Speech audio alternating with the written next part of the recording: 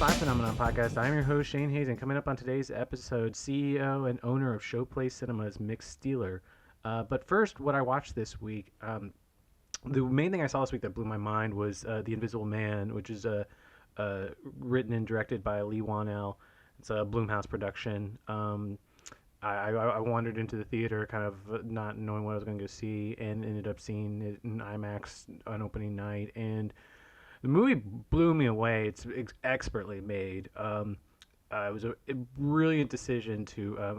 All Invisible Man movies I've seen, I'm familiar with, are all about the voyeurism of being kind of the Hollow Man-esque point of view of it. I thought it was a brilliant idea to make an Invisible Man movie from the point of view of a victim. But I also wanted to talk about. I mean, I like the movie a lot, but I had a particular reason why I was getting bowled over by it. I want to talk about context. I've had some conversations lately about this debate between the expert versus the layman when it comes to watching movies. Like, is it better to know a ton about a movie or to go in and just hope to be bowled over by, just a good story or something like that? And clearly, it's that you appreciate it more you know about it. But so this movie's written and directed by Lee Wanell. You notice the name Lee there. Wanell had directed a movie I had seen called Upgrade, but for some reason I didn't put two and two together on that. And I also didn't know that Lee Wanell was one of the co-creators of the Saw franchise. And I had a kind of dismissive approach toward. I called it torture porn. I've seen one Saw movie. It wasn't for me. And but when I was watching Invisible Man, I didn't put any of those together. In fact, with the name Lee, I thought I was watching a movie directed by a woman. And this is a very empowering movie for a woman. It feels like a very Trump era movie. Like, there's been a lot of commentary about this is a very Me Too movie about women being gaslighted, and especially when you're in the middle of the movie, you feel like this movie was, the brainchild of this came whenever Donald Trump hovered over Hillary Clinton in the debates. It's like this is, and so not only was I thinking this was a statement by a female director, but I also started thinking that it was that she had never directed anything before, and I was seeing this you see, I follow a lot of female directors on Instagram, and you always get this sense, especially with like Alma Harrell this year with Honey Boy, like there's so much untapped talent, and just because the percentages are so terrible and women aren't getting chances to direct as much, that there's just a lot of great movies we're not seeing. And so and then you turn around, it feels like a burst of creativity when they finally do get their chance to direct. And so I thought I was watching a really great cinematic artist form in front of my eyes, and I got involved in that narrative on top of loving the movie, because I mean the movie's just it's firing on all cylinders. Like, the production design's gorgeous. It's insanely well shot. It looks like it felt like a Fincher movie in some points. Benjamin Wallfish did the score. He did Blade Runner 2049, and he's kicking ass on it. But I wish. So there's also this other part. People who've listened to the show, or even if you just scroll down the guest, you'll notice that there's one woman has been on the show so far. And I'll share a little quick story. One guest I emailed about being on emailed me back and said that they were interested, but that I need to check with them in 6 months before so I didn't have a show that was exclusively a bunch of white guys on there. And that critique pained me, just because I want more women on the show. I want more women in the film industry. I think we're losing something by not giving their stories. I'm a firm believer that 55% of movies should be directed by women, just because the arts of a culture need to reflect the numbers. And we're losing a lot from that. And it goes a long way of saying I would like more women to be on the show. But Also, I just want more women filmmakers out there in general. So.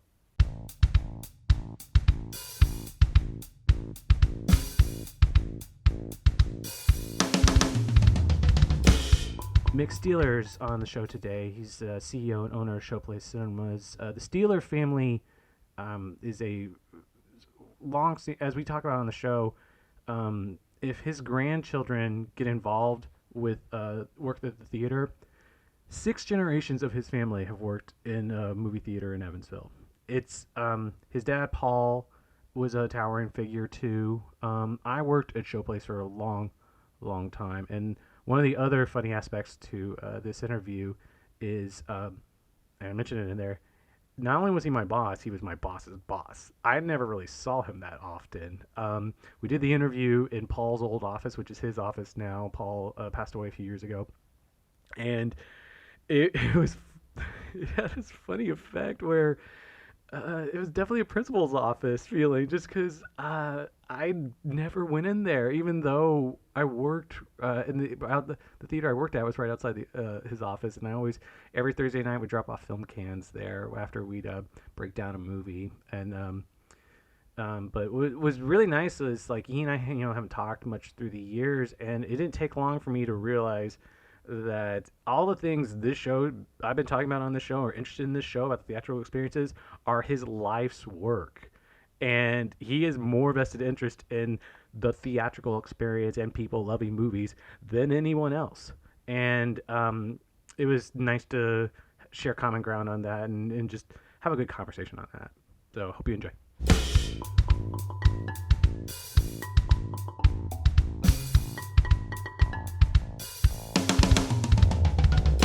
When did you put in the first reclining seat? When? Probably about 2 years ago. When did you first see him? About 3 years ago. Yeah, that's about right. Our first reclining seats was our Royal Suites we put in at Showplace East. When was that put in? Matter of fact, that's probably about 4 years ago. Do you have a preference? Do you like them? I like our newer ones much better. That I put in the IMAX. Yeah. They're a different company. We started using a different company. The first ones we put in was kind of out of necessity because Irwin Seating is where we always buy our seats. They do have reclining, so we started using Irwin Seating again for our IMAX, and Jasper will be the same type of seats, and they're much more comfortable. So you just got here from how many locations do you have total now? We have 9 locations. Okay, and this is all around Illinois, in southern Indiana? Yeah, in Kentucky, yeah, and Connorsville up in northern, mid-Indiana. Okay. So what's the, I mean, you guys are all, everyone, the family's based out of Evansville, right? Right. You're from Evansville? Right. Okay. Born and raised here. Born and raised. And yeah. When did you first start working in the theater? When I was 12. Which one did you work at? Victory Theater, downtown Evansville. I was a usher, and I had to wear a tuxedo with a little bow tie. You wore the full tuxedo? Mm-hmm. I remember when I first started here, you guys had it. This is the only time I've ever wore cummerbund, except for prom, maybe. Yeah. Yeah. So I want to go back a little ways. Was your great grandfather one of the first people who ran the Nickelodeon? My great grandfather ran a theater on Walnut Street. It was called the Royal Theater. It was I think it started out as a Nickelodeon, but they started showing films, and they would change the films every 2-3 days. Because my dad worked there, and he told me all about it. So it was pretty interesting. From that, they had a balcony. It was back in the time where the blacks sat up in the balcony and the whites sat down on the main floor. This would have been downtown? It was on Walnut Street. Okay. I don't know if you remember where the Indian Summer used to be, the vinegar place. A lot of people remember that, and it was right in that area. Do you know anything about what his process was starting up the theater? Was he the first person in the family to start something like that? Yeah. I have no idea. I never found out how he got started. All I knew is he had that theater, and My grandpa worked in it then. My grandpa sold popcorn on Main Street from a popper. That was right before the Victory didn't allow any snacks, any concessions. And he sold popcorn outside the Victory, and all these people were buying popcorn and taking it in. So that's when they said, "Hey, we're missing out on the boat here. We need to bring this inside and sell ourselves and make money." This is bringing me back to my days of working door. Whenever there was just, in theory, we were supposed to stop everyone from bringing food in, but that just kind of sometimes went by the wayside. Sometimes you'd watch someone bring in a full pizza or something like that. Well, and you hear people snap a can open in the theater. I hear that all the time. Yeah. So your dad then started working at this? Well, my dad, when he was growing up, worked at this theater. But then television came and they went out of business. Television killed it. Killed all the small neighborhood theaters, not the bigger ones downtown, because this really wasn't downtown at the time. Well, these were privately owned. These weren't like there's that Right. with the class thing within 48 where the studios had to lose. These were all privately owned theaters in Evansville. We didn't have that problem here. We didn't have any studio owned theaters here. But it was television. Yeah, television. Yeah, that was probably in the 50s, early 50s, somewhere around there. So this would have been after you were born? I was born in 56. Okay. So, and then, so mid 50s, they lost the theater. And then back in 1969, 68 or 69, my dad applied for a job with Lowe's Theaters, who had the Lowe's Majestic and Lowe's Victory downtown. So he got on as assistant manager there. He was working third shift at Alcoa, and plus he did this, because I remember many a night, because he always slept during the day. We had to be quiet while he slept, and a lot of times he would take us to work every once in a while, and it was so neat to go downtown, and just watch movies, basically. Well, how many brothers and sisters do you have? 2 brothers and 2 sisters. Okay. I'm the oldest, so. Do you remember your first movie? I do not. But the downtown theater would have been the main theater you would have gone to? Yes, the Victory or Majestic. Probably the Victory. The Victory was much nicer than the Majestic. They always put the crappier movies over at the Majestic. I'm sure I remember going to drive-ins, going to see John Wayne westerns with my dad at the drive-in. So that was probably one of my first movies at the drive-in. Which drive-in were you going to? Well, we went to them all. We went to the Sunset, the Evansville drive-in. Sunset was probably our favorite. Sunset's the one on 41. Right. And Evansville one was the one that's now Showplace East? Right. Okay. What were the other, John Wayne you mentioned, what were the other big movies you saw? Well, I really don't remember which John Wayne. I remember seeing Sons of Katie Elder, and I can't remember. I just watched Rio Bravo last night. Well, matter of fact, I watched that last week. Really? Yes, that's weird. You know that's one of Quentin Tarantino's favorite movies of all time. Is it really? No, I didn't know that. Yeah, I always forget, like, it's longer than 2 hours, and like, Right. but it's cool. Like, Yeah. it's just the characters. You just want to hang out with the characters. Yeah. So you started at 12. Do you remember anything about when you first, like, your first few days there? You were working under your dad, right? Basically, yeah, he would go upstairs in the office, and I'd be downstairs, and he'd check on us every once in a while, I guess, because the office at the Victory, well, both the offices were upstairs, and I remember I even broke my foot one year, and I could tear tickets because I had a walker on my foot, so that was kind of neat. But I always worked weekends, and I remember when I first started, everybody was mad because I got $1.25 an hour when they were all at $1. So they were all mad at me. But when I was 12 years old, I was 6 foot tall. Oh. So that kind of alleviated a lot of problems, I guess. Did the whole family work at the Yeah. My brothers and sisters, when they turned 12, they all worked. 12 was the rite of passage age? Yeah, pretty much. This would have been like a single theater or two? Well, the Victory was just a single theater at the time, and the Majestic too. The Majestic got tore down, and the city bought it and put a parking lot there right across from well, now it's the CMO, whatever that is, the Children's Museum. Oh, right. Yeah. I remember one of the most glorious things, like those first few shifts, maybe the first year, was break. Whenever like you got to just sit in for the half of the movie for 15 minutes with popcorn and get paid to do it. I remember thinking that was the coolest thing in the world. Tell the people nowadays we can't get them to do that.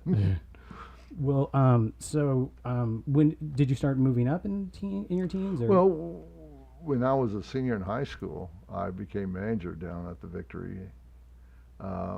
You were a manager while in high school. Yeah. Well, I was premature. Well, I guess that shouldn't shock me, because a lot of my managers when I was here were in college. Yeah. Yeah, it was a lot different managing one theater, because you had a projectionist that was upstairs running the movie, so you didn't have to. All you had to worry about was the money and the workers, basically. So it wasn't that hard. And then I would sit in the box office, do my homework after we closed, and wait till the movie get over with. So this would have been old school, where like the projectionist is also kind of a electrician and like has to. Well, yeah, we had the carbon arcs, and it would switch from one projector to another every 20 minutes. You had that little white circle, and they'd switch them over. And did you ever do any projecting? not with the carbon arcs, no. I did. Later, when the platforms came in. Right. Yeah. Do you remember any of the movies from your teen years that were kind of impressionable to you? Well, Love Story. I remember as an usher, I worked all day on a New Year's Eve, and they had like a 1:30, 3:30, 5:30, 7:30, 9:30, and 11:30 show, and I ushered every show, and I could repeat the lines, of course, to Love Story. Love means never having to say you're sorry. I was going to ask, can you still do it? Well, yeah.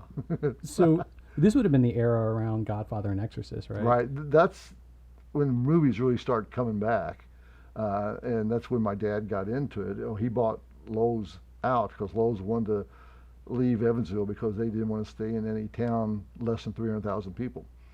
So that's when my dad got a couple partners, and he bought the Victory Majestic. Do you remember was it a stressful time at home when he's starting a business, or was this like something he was coming home to, something he knew how to do? He always told me he was lucky by getting into the business at that time, because that's when movies started to rebound, and people started going to movies again. This would have been when they started the more wide release strategy. It was about 1970, 71. So that's when things really turned around. I remember just recently reading that one of the models for the wide release was Billy Jack. Okay, well, that was a little later on, Okay. Billy Jack was I think that was an independent film. Yeah, that was why the experiment started, and it had something to do with a Coca-Cola strategy. But then really? Something along those lines, and then the studios picked up on it, and like we can make so much more money off of this. Yeah. Well, I know Tom Laughlin, who started as Billy Jack. He was very instrumental in getting that project. Because what was it, Born Losers?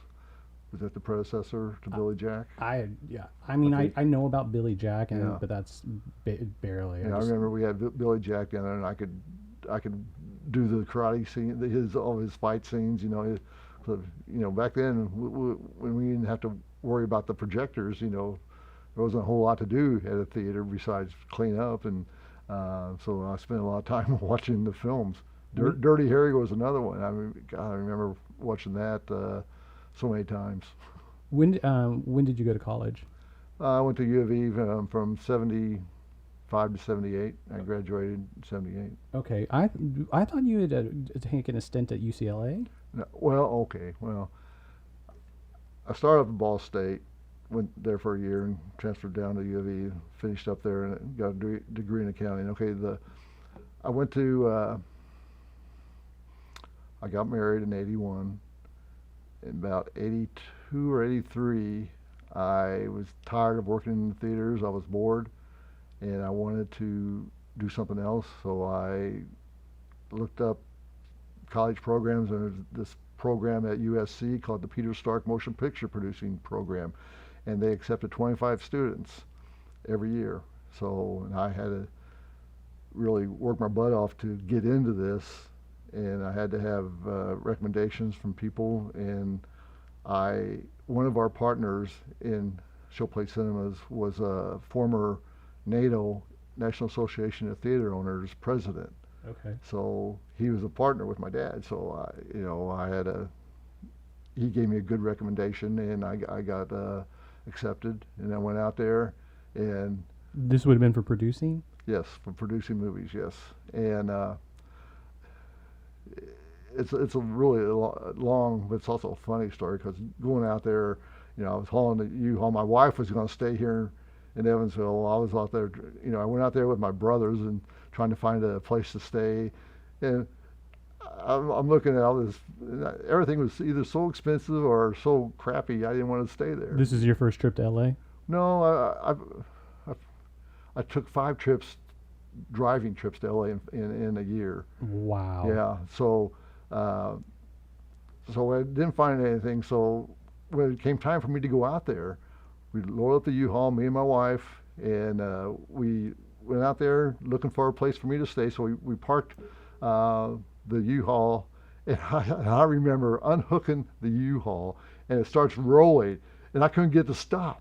And so I'm dragging, I'm trying to hold on to the U-Haul, keep it from, but then it finally hit some bumpers, I guess, or something, and stopped it. And we did find a place for me to stay up in the Hollywood Hills, and it was like, back then, it was like $1,100 for a efficiency apartment. Did you at least have a view in the hills? No, there wasn't. Not where I was. No. So things really, I really didn't like the fact that my wife was not going to be there with me. I needed at that time some support, I guess. Everybody said, so I dropped out. Okay. And and I said, I can't do this without you. And she wasn't going to come out there. She had a job here in town, and so I came back to work for the theaters again. Well, I mean, was there through the years, any producing opportunities around here? I've had a couple partners that we would, I wrote probably about 10 scripts, and that's what I figured I'd do since I didn't finish this or go to the schooling. I figured, well, I'll just write scripts. So, I wrote scripts, sent them off to places, and that's. What were the scripts like, or what they tend to be? Most of them were action stuff. A lot of sport orientated things. I was heavy into sports, and that I had a chance because I raised about $300,000 to $700,000 to produce a movie from the guy who started Shoe Carnival. I can't think of his name now. Okay. But anyway, him and a couple of his buddies were going to give me, $700,000 to produce this movie. I got this martial arts guy, so it's going to be kind of a martial arts type, like a Chuck Norris type movie or something like that. And I was working on the script, and I don't know. I was heavily involved with work trying to grow the cinemas, so I was being stretched too thin, and I told the guy that I was co-producing with if he could take over most of the work, and he said no, because he had a job too. So I'm thinking, what are we gonna do? It's hard with the day job. It's because I think I just had my first kid, and there's a lot of things, so I just put that on hold again. So we're in Showplace North, which I Yes. guess is called North Park Cinemas. That started in 73. Yes, North Park 1 and 2 opened in 73. Which theaters was the original? The across the street in the village over there. Oh, the old 1 through 4.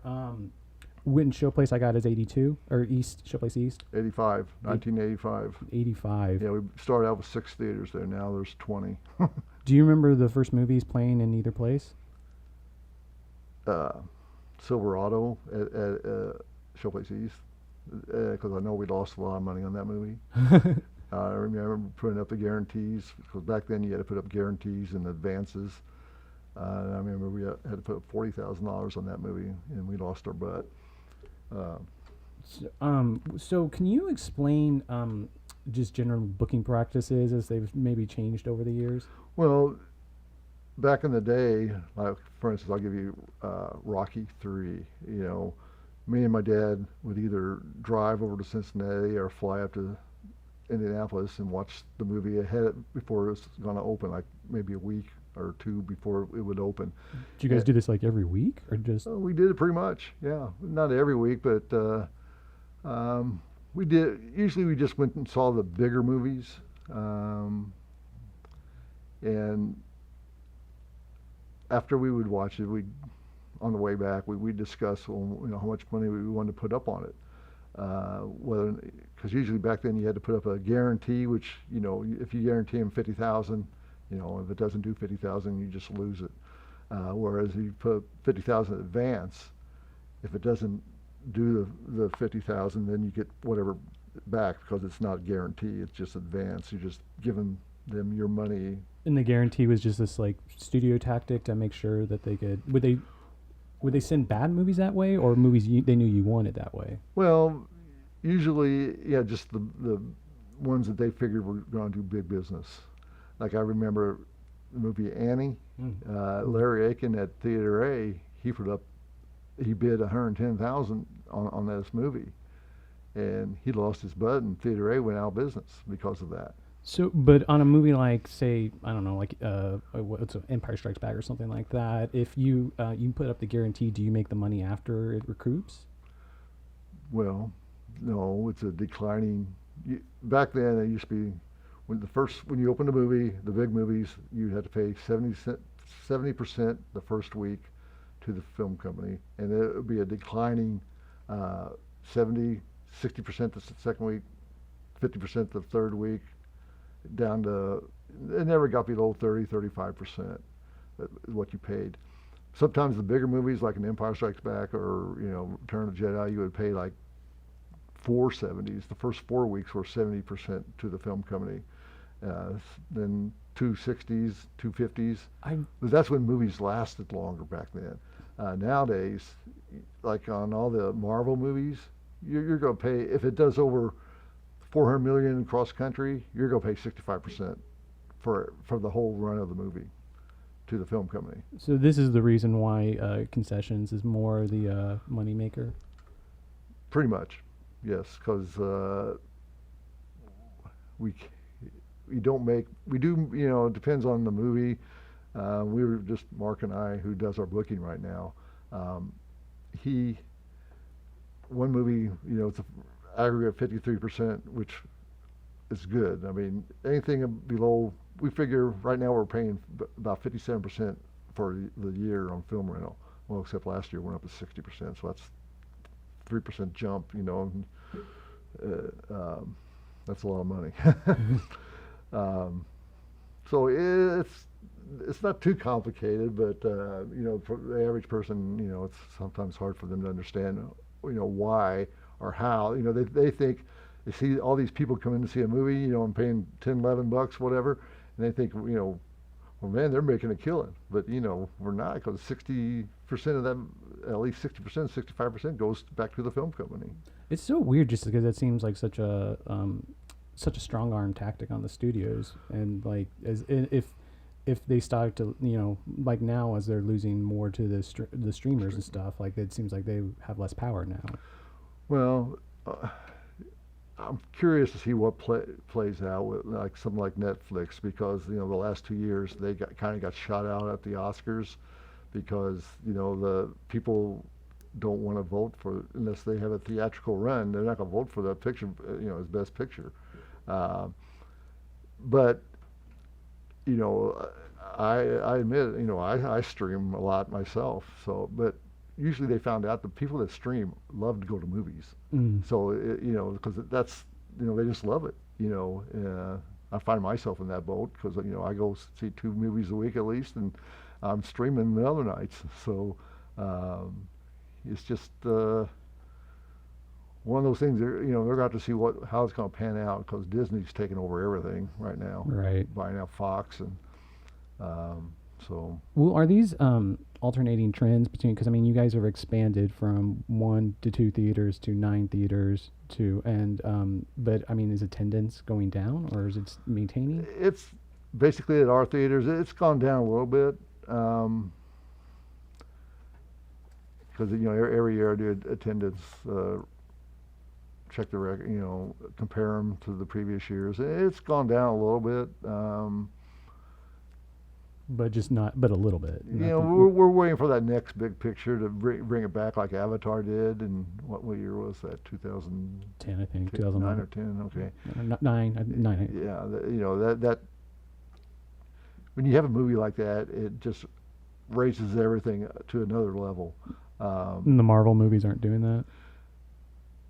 They are, but you know now everything's become a big event picture. You know, the tent poles, as they call them. So it's hurting the small. Well, a movie like Knives Out, which was a very good movie, and it did okay, but I thought it did more business.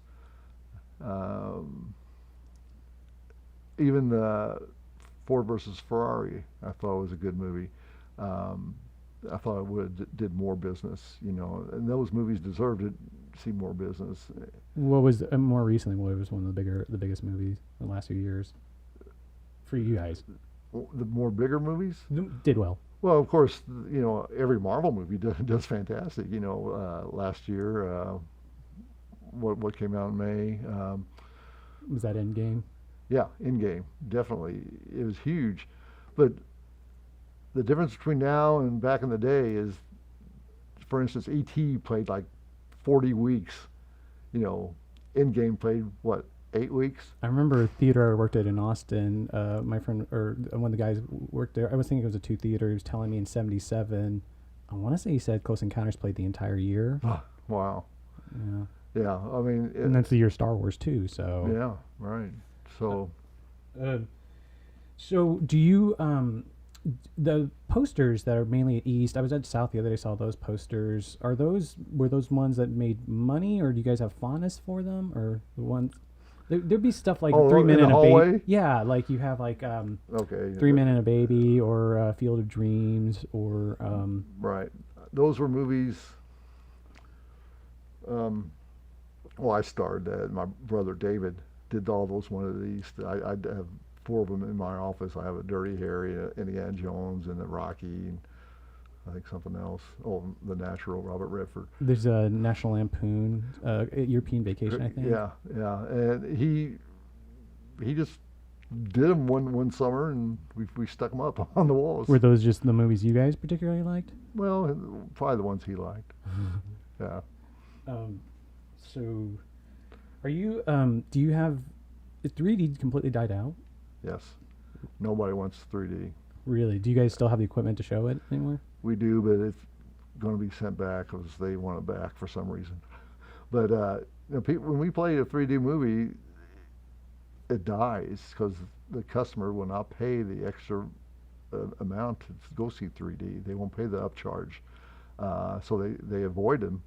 And so I told the film companies, because they tried to get us to play at least one 3D when it comes out in 3D, and I said no, we're not going to do that because we lose money.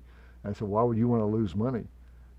So did you? I mean, we do play some in the IMAX because the IMAX 3D was much better than the real D that we had, just because it's a bit bigger, brighter picture. Did your dad? Was he working whenever the 3D craze came in the 50s? Was he in a theater, or was that the period when television took it out? Yeah, I think I don't remember. We never did discuss that. I didn't know he had any strong feelings one way or another on 3D. No, If it made money, he was all for it. If it didn't, he wasn't for it. Yeah. Your dad used to go see like a movie every Sunday. Was it like a standing date with your mom? Yeah, they would go see a movie get their small popcorn and water and watch a movie every Sunday. What kind of movies did you guys enjoy watching together? Who, me and Dad? Yeah. Well, besides going to see him in person, to bid on him, we didn't go see that many movies together, except when I was a little kid. He westerns. Westerns. Definitely anything Clint Eastwood or a western. So do you how do you keep up on theatrical trends? Like places like I came from Austin, and the Alamo was obviously pretty successful doing some things like that. Do you just go around? Do you keep your ear to the ground? Well, I subscribe to a lot of trade journals. I have a lot of friends in the business, and we talk. I go out to CinemaCon every year out in Vegas, which is a fantastic way to network. What's that like? First few years, I was just struck by all the stars, because all the studios used to bring in all their stars to the luncheons, and you can go up and take pictures with them, and it was so neat. Back then we took our wives basically, so they loved it, and the studios would always give you. For instance, Warner Brothers would sponsor a luncheon on a Wednesday, and so they would have big bags of T-shirts and hats and all kinds of things at your seat. Plus, then they parade in Clint Eastwood and all their stars right before the luncheon started, and it was just super cool. And then one year they had the Batmobile sitting right there, and who played the first Batman recently? The Michael Keaton one? Was he the first one? Yeah. Or, I mean, are we talking Adam West or Michael? No, not the TV one. Michael Keaton. Yeah. So yeah, he was there, and it was just amazing back then. And I remember playing blackjack with Rodney Dangerfield, what's his name from Ghost, Patrick Swayze. Played with him. It was just neat back then. You'd see him. After the luncheons were over, they'd go out and gamble, So it's just I mean, do the studios not put as much into it, or is it? Well, they do still sponsor things. They don't have the big luncheons like they used to, but they do have their stars come out and talk about the movies coming up. Right now, because it's at Caesars, and so in the big place where Celine Dion played in what's it called, the Coliseum. Yeah, the Coliseum. We go in there like 2 or 3 times a day, and each film company would present their wares and trot their stars out. Sometimes we would see screens of different movies. Then at the end of the night, somebody would host a big party. So it's a neat thing for. Of course, I've been going for like 30 years in a row. So 3 nights in Vegas is plenty. So, because usually I don't leave. I stay inside Caesars the whole time. Okay. And John Rhodes has been going with me lately. John Rhodes, he's what's his official title? He's a VP of Technical Services. He came up with that himself. Oh, John Rhodes was. I should mention. I don't know if I've established this. John Rhodes was my old boss, but you were my boss's boss. Yeah. So like we're in Showplace North right now, where it was the main place I worked for. I started out here, then went to Showplace East, and then came back here for about 2 or 3 years. And it would have been like 97. I remember Titanic was my first movie. Yeah, and I remember you guys expanded 4 extra theaters for mainly to get for Phantom Menace when it came out. Well, there's another reason behind the expansion. What was that? Carrot Sodas came into town on the west side and went to Stadium Seating. How long did you guys have no competition in town? We bought out East Park Cinemas in 1990. So from 1990 to 1999, we had no competition. Is East Park, is that Showplace South? Showplace South now, yes. Okay. So right now South is back to being an art house theater? Basically, yes. Basically? Yes. Second run theaters are dying across the country because, for instance, Disney with Frozen, it's on DVD and they won't allow us to play it at our second run yet. Same way with Star Wars. And so we see the writing on the wall that, second run theaters are a thing of the past. So we decided, that's when me and Ted Haycraft really put our thoughts together. And he said, look at the Belcourt, and the Belcourt in Nashville. Right. And I've looked at that, and they do of course that's a not-for-profit. Do you guys share numbers, or do you just look at? I can get most any theaters figures what they do on every movie. It's kind of an industry-wide standard, but they have a nice thing going there, and they're known for it. I mean, Ted goes down there how often? I mean, it's a lot of people travel just to see certain type movies that they have because they can't see them anywhere else. And so that's what we're trying to do at South. We're bringing in movies that normally wouldn't play in Evansville. Have you checked out IU Cinema? I know it's yes.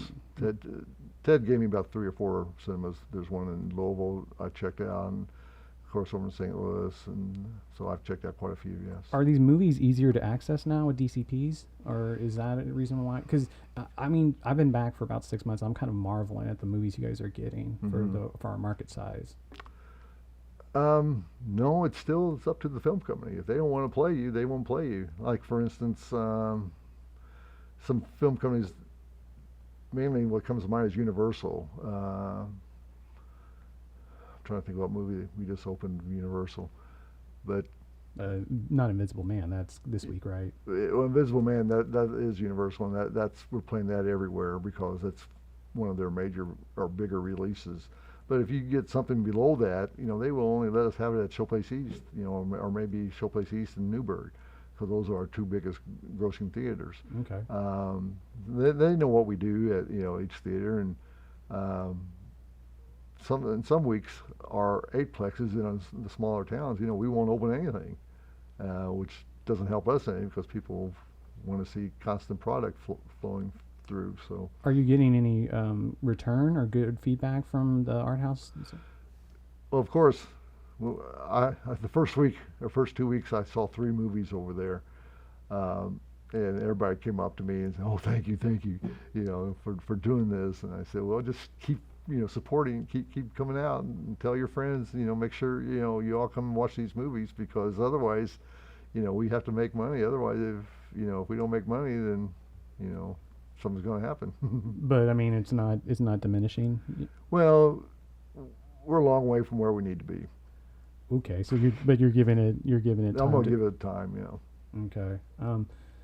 Well, because I mean, it's a conversation I've had with Ted many times, and I'm still friends with Aaron Smith, the manager at East, and we're just, it's one thing to put it out that these theaters are coming to town, but you guys are numbers based, it's Yeah. Well, 2 years ago or a year and a half ago, we did the 80s for an 8-week period. We brought back 80s movies, and they did fantastic. We did some horror movies over Halloween that did good, and did some Christmas movies and it did good. So we're going to also do things like that. So I'm working on a westerns. Oh, very cool. Westerns one. Ted gave me a lot of titles. What are you thinking of leaning toward? Or you want to keep it close to the vest? I don't know. I mean, probably there's going to be one Clint Eastwood for sure, and probably a John Wayne one, and Once Upon a Time in the West, stuff like that. So I mean, has your movie consumption changed over the years? Is it kind of maintained the same way, or? Well, I probably see less, I'm sure, because I see 1 to 2 movies a week. I probably used to see 3 movies a week. Of course, back in the day, we had to put them together, and we watched them right afterwards, make sure everything's perfect. I have fond memories of those texts. I think I've told this story on here before, but one time it was Black Beauty. and someone had dropped the print and put it together wrong, Oh, and God. it was played at East with this out of order version, and people were just like, "Why is Black Beauty dead and alive again?" Oh, wow. And so I remember that. you do. Yes. So I remember they handed it over to me, and what was it? Theater 6 here at Showplace North always was the graveyard movie Yeah, right before it's about to leave. So that movie wasn't playing that day. So I spent the entire day like putting it back into order, watching different pieces of it. Oh, wow. Yeah. The horror stories we used to have. Have you have you have you been around a dropped print many times? Oh, yeah. Oh, yeah. They'd slide off the donut. We put them on a donut, they'd slide off, or, yeah, oh, yeah. I just remember I've experienced about everything. oh man, I just the booth just being filled with film, just all over the floor, and just all this like twisted film stuff. Well, were you around when we used to interlock them in between theaters? Did you ever have a tipped projector? A tip projector? No. Oh, someone to warn me that would happen, but when you just like you push on it that it would tip it over. Huh. Wow. I mean I didn't see it, but Yeah, I've never seen that. what were you about to say about the interlocking? Well, because we would go from one projector out of that to the next projector to the next projector, like these 13 through 18. This happened when we had started our family film fest, and we would interlock them.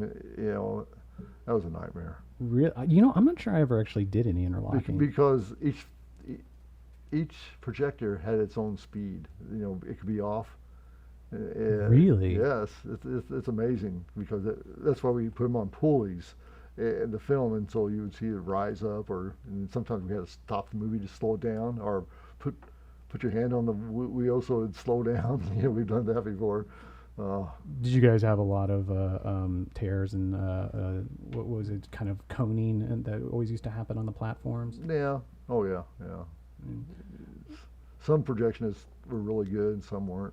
So That I remember we used to have John Rhodes used to have us do projection Olympics where we would see how fast we could thread, and like if you got under, when the thing is you could do it fast but you do it terrible, and you always have a scratch. I mean, that's one of those things I don't miss about as much as I miss film, but I don't miss the anxiety I used to have over watching the tears. But that's because I know the Belcourt plays a lot of 35 millimeter, and Tarantino has that theater out in L.A. New Bev is a great theater. Yeah. Have you been there? Oh yeah. Anytime I'm in L.A., they show Wow. their the thing they shows are great. Their double features are so great. Wow. Well, I haven't been to L.A. in a long time. I need to get out there.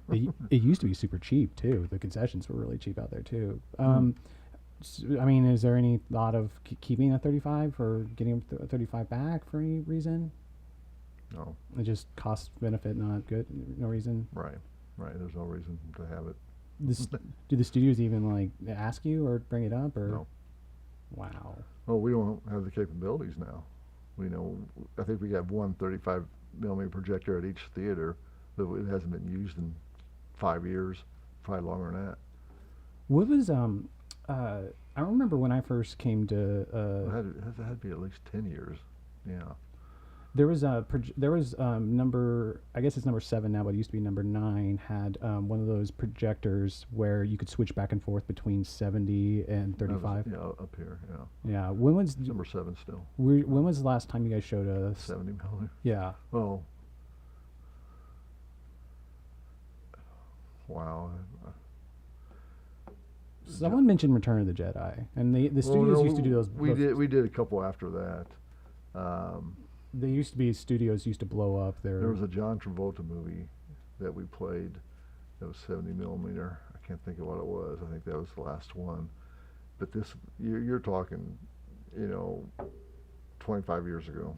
So is it whenever these, because we switched everything to digital in 2007, so we don't have since then we had no projectors. are a lot of these technological shifts like studio dictated, or I mean, do they ever offset the costs on these, or? Well, they did with digital. They did a thing called virtual print fees, which they would pay to the theaters so much money based on the number of prints you showed a year. They would pay you so much a month. I think it runs out. It's either this year or next year, because this all started in 2007. Okay. So it's 13 years ago. So, you know, and we got reimbursed for all our digital uh, projectors that we purchased. So, when did the IMAX come into town? 2004. Okay. I mean, do you think Evansville is a more of a movie watching town than any place in the area, or? Well, it used to be. uh, IMAX is, you know, it started out gangbusters. Um, Over the last probably 2 or 3 years, when we brought in recliners, IMAX would not let us go to recliners. So the IMAX admissions went down tremendously. People want to watch a movie in recliners.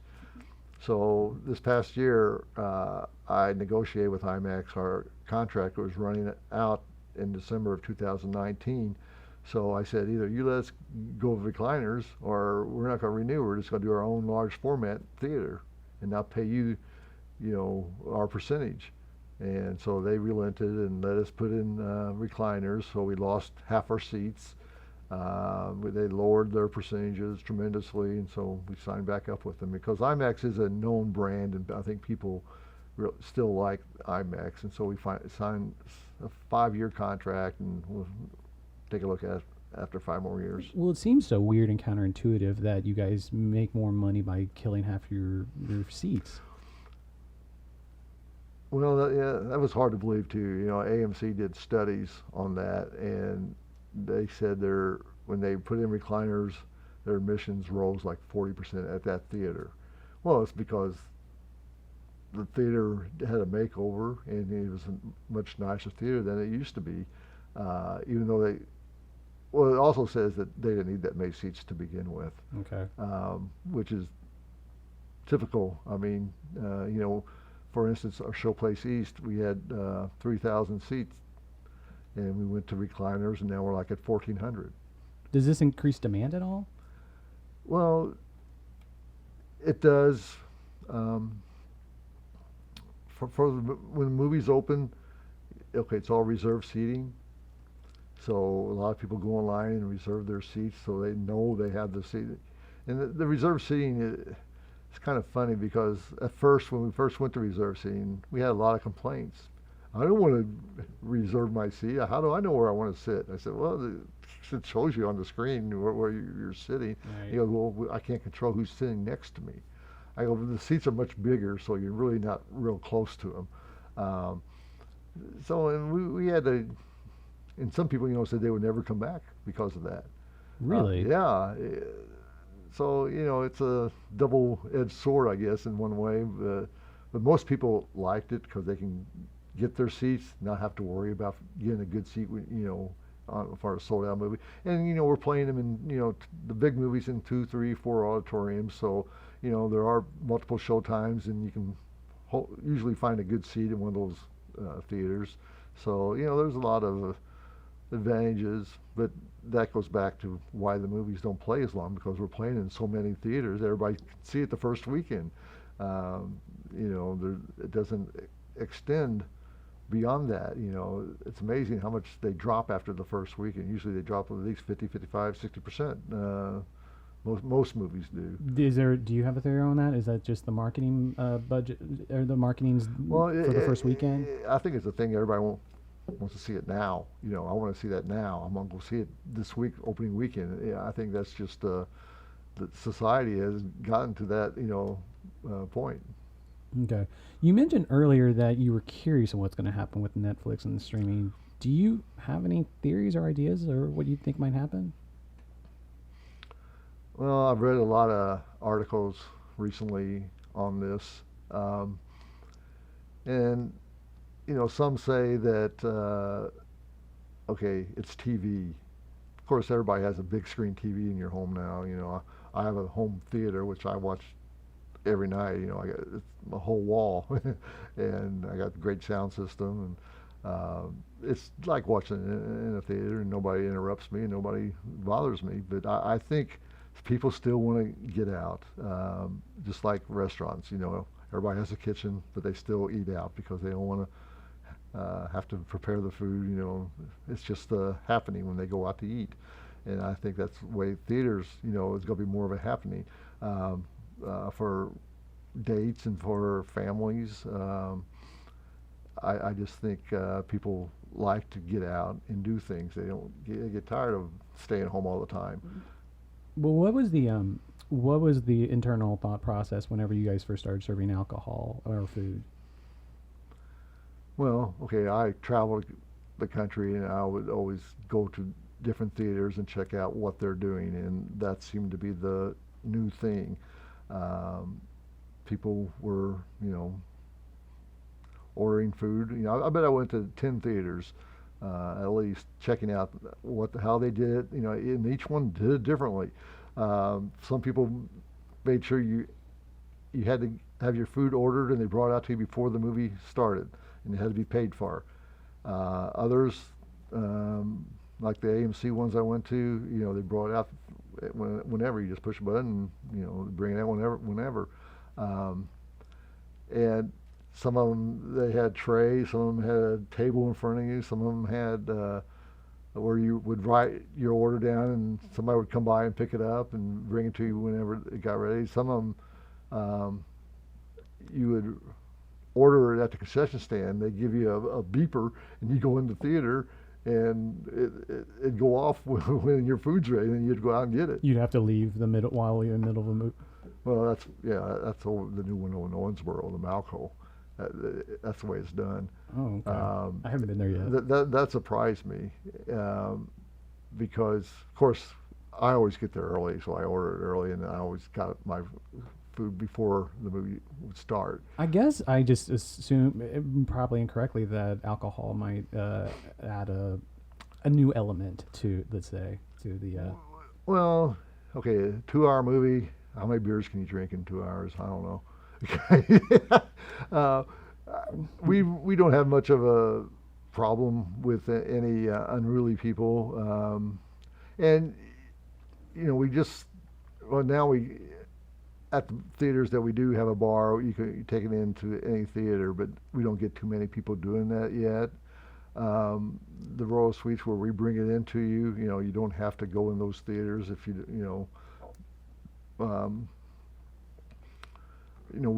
have not had a problem at all with it.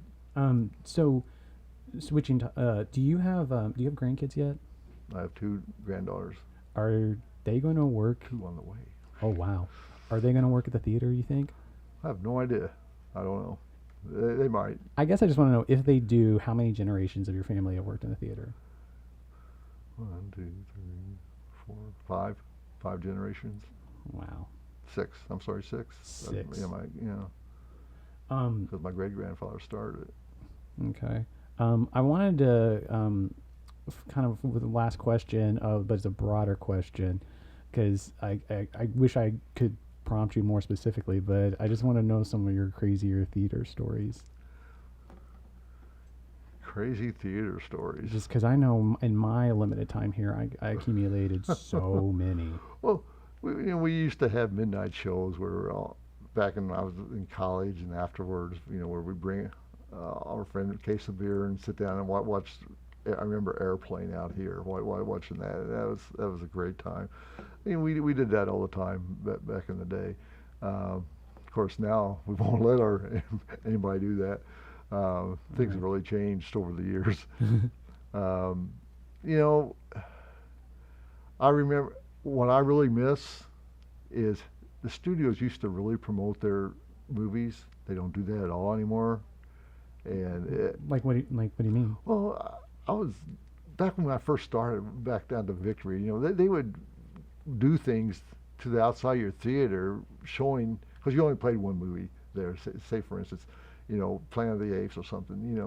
I remember when we had Planet of the Apes, we got a vet and 2 ape masks, and we drove around Evansville scaring everybody. There's a picture out here on the wall. Oh yeah, I know that picture. Yeah. That was my dad. I think they call that experiential marketing. Yeah. You'd think, since marketing's such a big part. Well, see, because now they open them, in 3,500 theaters across the country. They don't do that with individual theaters anymore. But I really miss that, because I miss there's a lot of things I miss about the industry that have changed. I, you know, the '70s were glorious as far as movies, and as far as, you know, we used to Ghostbusters. We had our limo, and Batman and Robin. We were up on top of the Showplace East. What did you guys do for Ghostbusters?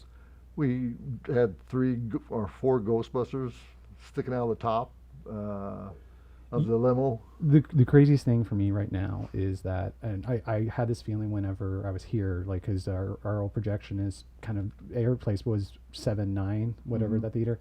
I'm pretty positive the first movie I ever saw was Ghostbusters, and it was in that theater. Wow. And I have this vague memory that maybe I might have been scared. My parents, I cried, and my parents took me out, but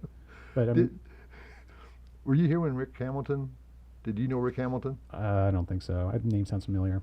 Okay, well, he was Beetlejuice, and God, it was amazing. And that was so much fun. You know, doing stuff like that. You know, it was just so much fun. We don't do that anymore. Yeah. So I miss that. No. I think I was, maybe you probably can't say, but I was more prompting you for more crazy customer stories. Crazy customer? Yeah. Like, I mean, the one that comes to mind for me is this, I was like one of my first weeks, this mother was ignoring her daughter who had to go to the bathroom, and was just kept grabbing and kept grabbing at her and trying to get her money. And then suddenly the daughter just suddenly looked completely at peace, and then suddenly there was a puddle of urine underneath her, and I had to clean that up. Oh my God. You know, it's been a long time since I've, you know, managed a theater, and I remember, you know, guys wanted to pick fights with me because, you know, I wouldn't, I kicked them out or something. Oh. But, you know, I'm a pretty big sized guy, and I didn't really have too many problems with that. That's why I don't understand, you know, all the problems that our managers have. And I look at them and said, okay, I understand. You know, so especially the female ones.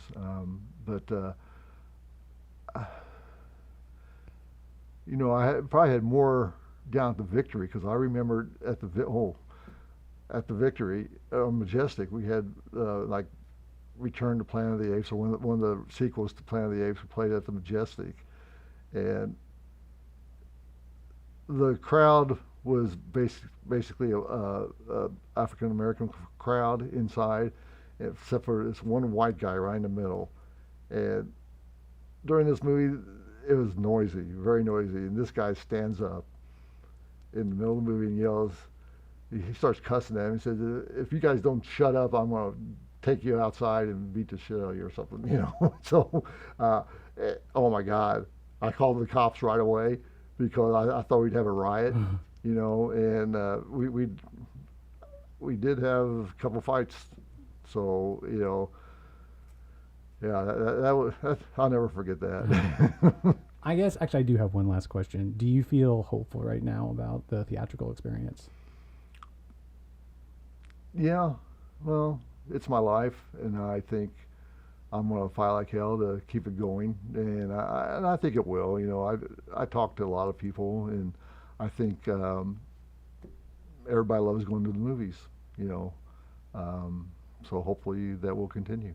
Well, cool. Mick Stieler, I wanted to thank you for being on the podcast. Okay, thank you. Thanks, man. Yep.